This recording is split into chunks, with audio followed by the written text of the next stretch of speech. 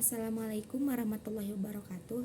Perkenalkan, nama saya Koli Laila Sari dari jurusan Bimbingan Konseling Islam kelas 1B. Di sini saya akan mereview buku yang berjudul Pendidikan Kaum Tertindas. Paulo Freire lahir pada tanggal 19 September 1921 di Recife dan meninggal pada tanggal 2 Mei 1997 di Sao Paulo, Brasil. Paulo Freire adalah seorang pendidik, teolog, humanis, sosialis, dan bahkan dianggap Mesias. Paulo Freire juga tergolong kaum cendekiawan atau ilmuwan yang produktif dan berpikiran tajam.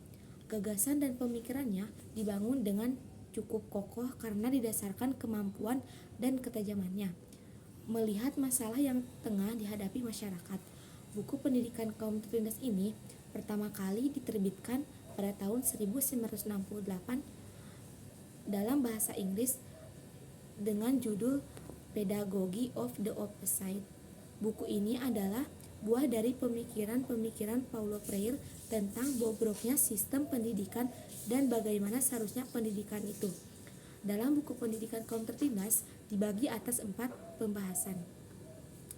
Yang pertama membahas mengenai humanisasi atau memanusiakan manusia dan dehumanisasi atau penghilangan harkat manusia. Pendidikan kaum tertindas menurut Paulo Freire merupakan usaha untuk mengembalikan fungsi pendidikan sebagai alat untuk membebaskan manusia dari berbagai bentuk penindasan dan ketertindasannya, atau biasa disebut dengan usaha untuk memanusiakan manusia atau humanisasi. Paulo Freire juga mengatakan bahwa pendidikan kaum tertindas adalah sebuah perangkat agar mereka mengetahui secara kritis bahwa baik dari diri mereka sendiri maupun kaum penindasannya adalah sebuah bentuk pengejewahantahan dari penghilangan harkat manusia atau dehumanisasi. Kedua, membahas mengenai konsep pendidikan gaya Bang dan pendidikan hadap masalah.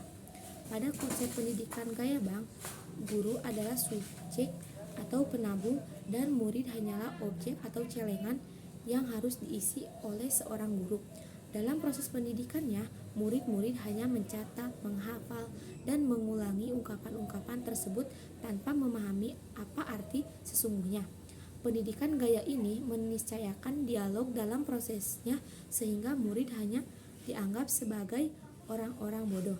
Kemudian pada konsep pendidikan hadap masalah, guru dan murid adalah subjek sekaligus objek atau penabung sekaligus celengan proses pendidikannya masyarakat. Dialog sebagai awalan dari proses pendidikan gaya pendidikan ini menciptakan sebuah dialektika antara guru dan murid sehingga tidak ada orang yang bodoh di dalamnya. Proses pendidikan gaya ini bertujuan untuk menciptakan manusia untuk menuju tahap humanisasi. Yang ketiga membahas mengenai dialogika. Dialog hakikat dari dialog adalah kata.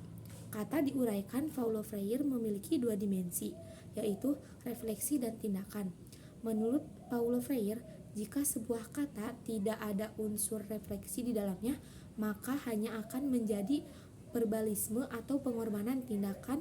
Begitupun juga jika tidak ada tindakan di dalamnya, hanya menjadi aktivisme atau pengorbanan refleksi. Dialog juga merupakan bentuk perjumpaan antara sesama manusia. Maka menurut Freire, keterpaduan refleksi dan tindakan para pelakunya ditunjukkan pada dunia yang harus diubah dan dimanusiawikan. Yang keempat membahas tentang perbandingan anti-dialogika dan dialogika. Paulo Freire membandingkan antara pendidikan anti-dialogis dan pendidikan dialogis. Model pendidikan anti-dialogis selalu ditandai dengan usaha menguasai manusia, sedangkan model pendidikan dialogis selalu bersifat kooperatif atau kerjasama. Model pendidikan anti-ideologis yang pertama ada penaklukan, yaitu keharusan adanya penaklukan dalam hubungan dengan manusia lain melalui pendekatan secara kasar hingga paling halus. Yang kedua, pecah dan kuasai. Cara ini merupakan dimensi penting yang lain dari teori tindakan menindas yang selaras dengan penindasan itu sendiri. Yang ketiga ada manipulasi. Dengan cara manipulasi, penguasa berusaha membuat rakyat menyesuaikan diri dengan tujuan-tujuan mereka. Yang keempat ada serangan budaya.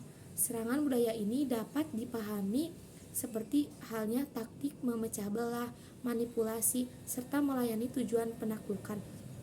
Sedangkan model pendidikan dialogis diantaranya yang pertama ada kerjasama, yang kedua persatuan untuk pembebasan, yang ketiga orang kebudayaan, yang keempat sintesa kebudayaan.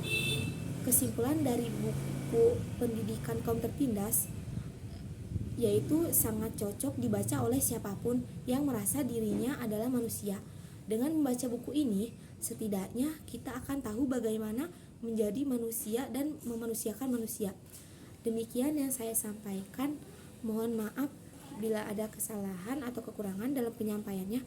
Sekian dari saya. Wassalamualaikum warahmatullahi wabarakatuh.